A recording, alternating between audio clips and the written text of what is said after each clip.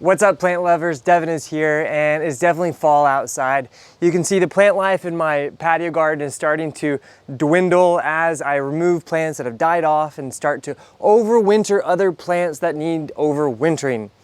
Brings us to the topic today of overwintering our geranium plants, or more specifically, our different species of Pelargonium. Now, for me, overwintering geranium is kind of has a really great memory associated with it. I remember, so I grew up in Indiana, just outside of Indianapolis, and my grandparents, they lived about an hour away. They had this pool, and every single summer my grandma had these this cluster of like 5 different red geraniums that would just be beautifully in bloom by the pool all summer, every single year. And she would overwinter them in her cellar over there. So the idea of overwintering some geranium for me brings me back those great memories.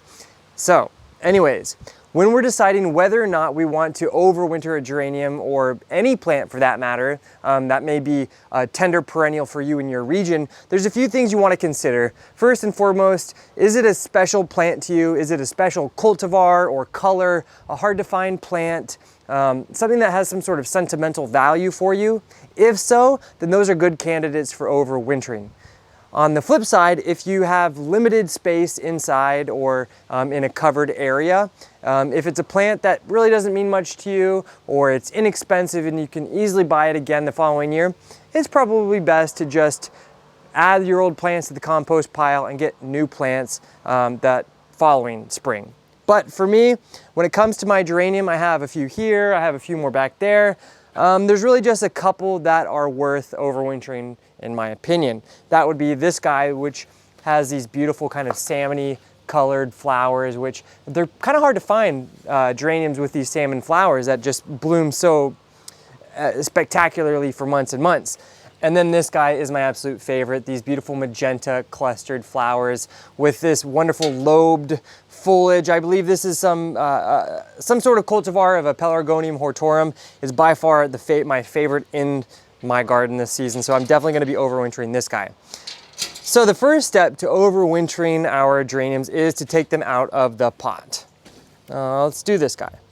So in terms of timing, when we're actually going to be doing this, look at your weather calendar, of course, your weather schedule that's coming up. These guys can easily handle into the mid-30s, but when it comes down to like 32, 30 degrees or into the 20s, that's definitely going to cause some irreversible damage to your plants. So the best time to do this process is just before then, of course. So obviously you want to do this somewhere where you don't mind making a mess. Take this out of the basket real quick. Some little creatures back there. All right, so we have it just like this. Now just start to really loosen up that soil, just like this. Whenever you're doing this kind of job of loosening up that soil, I always like to, my motion is like, you have your hand, you're just going to, I find that to be like the best, most effective method. And you can see that root ball, you know, right there. Pretty nice. So that's step 1. Now step 2 is to remove any sort of dead or old looking foliage that you might see on your plant, as well as the flowers. I know it's still blooming, but what can you do? We sacrifice a little bit of flowers now so that we can have flowers next spring. The nice thing with geranium is you don't really ever have to use any sort of shears. You can really just use your hands for everything. All right, now this looks pretty good. So I didn't have any great examples on the other plant, but I wanted to show you guys this here on this plant. So you can see this stem, which is just like off color. It just doesn't look very good. It looks like, you know, potentially there could be some sort of, I don't know, disease connected with it, or just some sort of hollowness that could harvest some extra rotability. We want to eliminate stems that look like that altogether. So a stem like this, we're just going to trace it all the way down as far as we can and just cut that out. We don't want things like that, okay? Okay, so once you have your plant all ready and prepped, what we're going to need to do, we need to place it in an area that's going to be sheltered, sheltered from the elements. It's not going to get any rain, it's not going to get any sunlight, and we're just going to let it dry out a little bit more for the next 3 to 4 days. Now, if you saw my video about overwintering calla lilies, you know on the north side of my house I have an outdoor patio that is doesn't get any direct sunlight, it doesn't get any rainfall either, that is where I will be putting mine for the next 3 to 4 days. And after that time, we'll be back and we'll see how the plant looks, and then we'll finish preparing it for the overwintering of our geranium, all right? All right, guys, so it's been a few days. I've let my geranium dry out. I was able to get pretty much all of the excess dirt off of the root ball, so it's nice and pretty clean as it needs to be. Now, what I also did and forgot to show was I removed all of these leaves. You don't need to do it, but if you do it, make sure you do it at the beginning of that drying out period so that everywhere where you have plucked off those leaves has a chance to callus over. If there's any kind of exposed wounds while you're putting it into a dark bag or box, that is how you encourage mold, mildew, rot, things that will keep your geranium from being successful.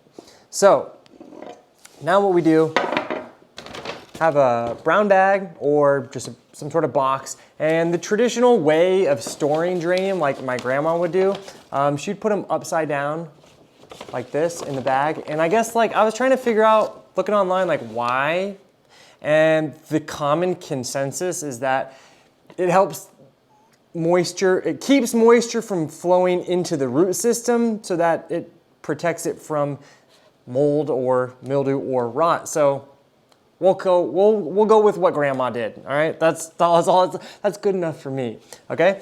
And then from here, close it up. Now, I will be placing this down in my garage where I also have my cannas overwintering.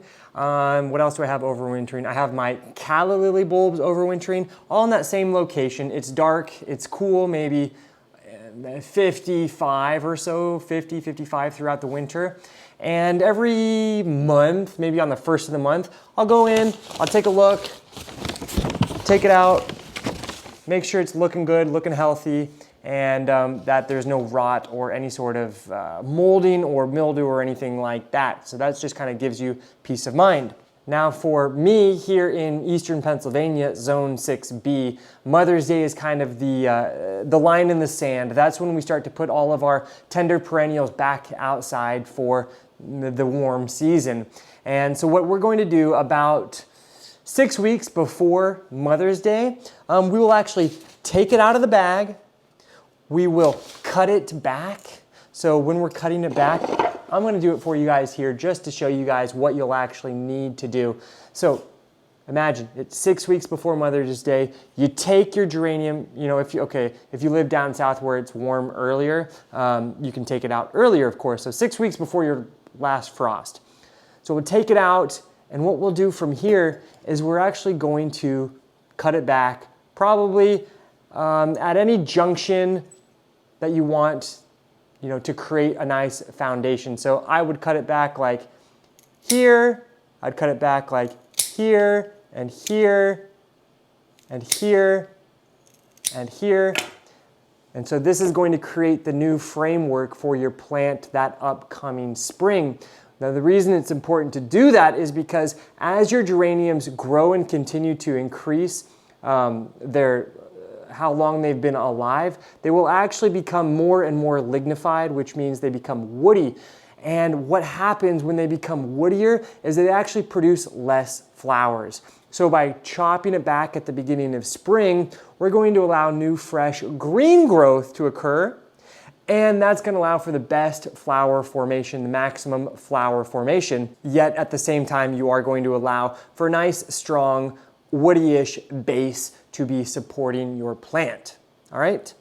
So okay guys, that's pretty much everything you need to know about overwintering your geraniums. If you liked the video, think about clicking the like button and maybe subscribing to my channel if you've been enjoying my plant content here for a while. You can also find me on Instagram at plant.vibrations, where I have some more daily sort of interactions with the plant community. And if you do enjoy this video, think about sending it to someone that you care about or who also is a plant lover, so we can help keep our plant community growing and thriving. All right guys, thanks for joining me here on Plant Vibrations. I'll catch you soon. Ciao.